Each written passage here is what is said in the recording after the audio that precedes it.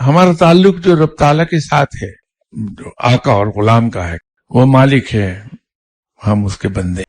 کوئی بھی آقا اپنے غلام کو اس وقت نوازتا ہے جب تک کہ اس کا غلام اس کی خدمت بجا لا رہا ہوتا ہے، اس کے احکامات کی تعمیل کر رہا ہوتا ہے۔ اور جب کوئی غلام سرکشی پر اتر آئے کہ اس مالک کے حکم کی تعمیل نہ کرے، عام طور پر اس کو سزا دی جاتی ہے اور اس پر ضروریات زندگی تنگ کر دیے جاتے ہیں۔ جہاں یہ عالم ہو کہ مجھ جیسے غلام ہوں جو رب کی کوئی بات مانتے ہی نہیں ہیں، بندگی سے کوسوں دور رہتے ہیں، وہ تو پھر بھی ہمیں پالتا ہے۔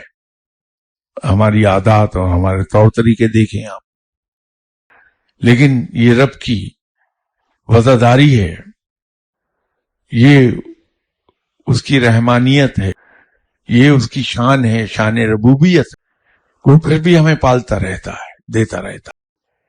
یہ اور بات ہے کہ ہم دنیا کی محبت میں جب بہت ڈوب جاتے اور ہماری خواہشات کا سلسلہ دراز ہوتا جاتا ہے تو ہمیں یوں احساس ہونے لگتا ہے کہ ہماری خواہشات پوری نہیں ہو رہی، ہم ترس رہے ہیں۔ فالٹ خود ہمارا ہے کہ ہماری خواہشات اتنی بڑھ جاتی ہیں کہ ہمارے اندر بے صبری پیدا ہو جاتی ہے اور اس سے یہ احساس آتا ہے۔